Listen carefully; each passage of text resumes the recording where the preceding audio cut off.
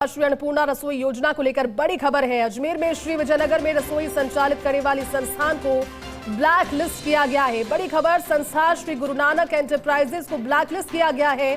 दरअसल ये संस्था भविष्य में अब योजना के लिए चयनित नहीं हो सकेगी और स्वायत्त शासन विभाग ने इस आदेश को जारी किया। लाभार्थियों के फोटो से फोटो खींचकर संस्था ने फर्जी कूपन काटे और इस फर्जीवाड़े पर विभाग ने 1 लाख रुपए का जुर्माना भी लगाया, लेकिन जुर्माना राशि नहीं देने पर संबंधित कलेक्टर को कार्रवाई का भी इन्होंने जो जानकारी है वो सामने आई है कि संबंधित कलेक्टर इस पर कार्रवाई कर पाएंगे। संस्था के खिलाफ कुर्की की कार्रवाई हो पाएगी। इस फर्जीवाड़े की विभाग को शिकायत मिली।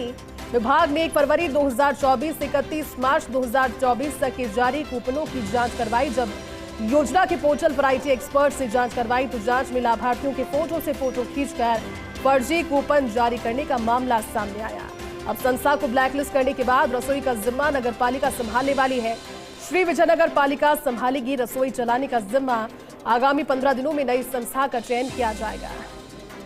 चलिए ज्यादा जानकारी देंगे एसोसिएट एडिटर अभिषेक श्रीवास्तव जुड़ के। अभिषेक, क्या पूरी जानकारी इस मामले पर? देखिए जयती, पहले ये खबर का बता दूं मैं आपको। जो ये खबर, इसको ब्लैकलिस्ट किया गया है, सिर्फ जो योजना है, इस योजना की मॉनिटरिंग के लिए एक ऑनलाइन पोर्टल है डेडिकेटेड, और जो फर्जी कूपन संस्थाएं नहीं काटे इसके लिए जो है इस पोर्टल पर ही जो भी संस्था संचालक है, वो जो भी आगंतुक वहां पर आते हैं, जो भी लाभार्थी आते हैं, उनकी बाकायदा पहले फोटो खींचती है और फोटो जो है सीधे जो है पोर्टल पर अपलोड होती है और उसके बाद ही कूपन जारी होता है। ये एक ऑनलाइन व्यवस्था है ताकि किसी भी तरह का फर्जीवाड़ा नहीं हो। लेकिन पिछले कुछ समय से जो संस्थाएं हैं वो इस तरह से जो ये संस्था है फोटो की फोटो खींच रही थी और विभाग को इसकी शिकायत मिली तो उसकी जांच कराई। तो जांच में ये सामने आया कि ये फोटो से फोटो खींच रही थी और इस तरह से फर्जी कूपन काट रही थी। मतलब लाभार्थी नहीं पहुंच रहे थे, लेकिन कोई एक लाभार्थी था जिसकी फोटो बार बार खींच के फर्जी कूपन काटे जा रहे थे। फर्जी कूपन काटने का मतलब है कूपन तो काटे जा रहे थे, लेकिन बदले में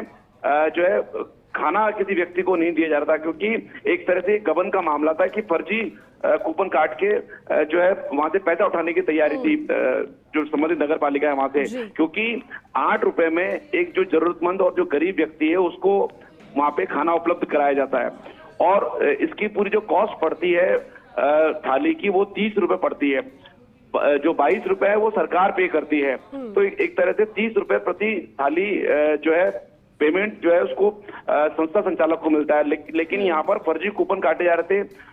विभाग को शिकायत मिली तो विभाग ने 1 फरवरी से लेकर 31 मार्च तक के जो भी फर्जी कूपन थे उनकी जांच कराई IT एक्सपर्ट से। पोर्टल पे जांच करी तो पोर्टल पे जो फोटो जो लाभार्थियों की फोटो देखी गई तो उसमें सामने आया कि फोटो खींची गई है। इस पर जब संस्था से जवाब तलब किया तो संस्था ने जवाब दिया कि जो एक ही रंग की वेशभूषा लोगों ने पहन रखी है। तो ये बड़ा कुतर्क टाइप का जवाब था, बड़ा मतलब तथ्यहीन जवाब था। तो इस जवाब को खारिज किया स्वायत्त शासन विभाग ने और उसको ब्लैकलिस्ट कर दिया है और साथ ही 1 लाख रुपए का जुर्माना भी लगाया है। अगर 1 लाख रुपए ये संस्था नहीं देती है तो जो जिला कलेक्टर की शक्तियां हैं PTR एक्ट के तहत उसमें इस संस्था की कुर्की की जाएगी और वसूली जाएगी। और इसके अलावा ये जो नगर पालिका है, ये नगर पालिका ही अब जो रसोई है उसका संचालन करेगी और अगले 15 दिनों में नई संस्था का चयन किया जाएगा। तो इस तरह के मामले सामने आए हैं क्योंकि ये योजना जो मौजूदा बजरलाल सरकार है इसमें इस योजना को अपडेट किया गया है। मात्र 8 रुपए में गरीब व्यक्तियों को खाना मिलता है। पहले 300 ग्राम भोजन मिलता था, लेकिन बजरलाल सरकार में इसको बढ़ाकर 450 ग्राम कर दिया है। 50 ग्राम चपाती बढ़ा दी है, साथ ही 100 ग्राम मोटा अनाज। इसलिए इस योजना का नाम श्री अन्न रखा गया है क्योंकि मोटा अनाज भी 100 ग्राम इसमें दिया जाता है। मोटा अनाज या चावल इसमें दिया जाता है।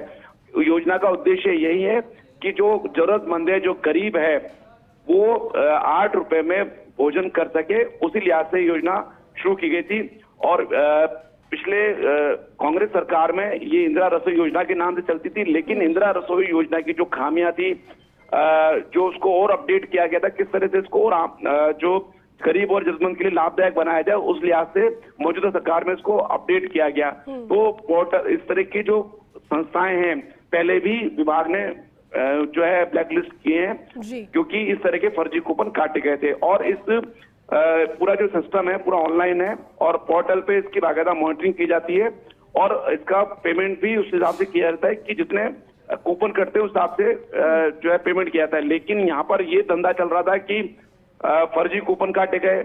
फर्जी कूपन इसलिए क्योंकि एक ही एक ही व्यक्ति की फोटो जो खींची गई थी उसी से और फोटो खींची गई और कूपन काटे गए और उन कूपन के हिसाब से इनका पेमेंट होता था।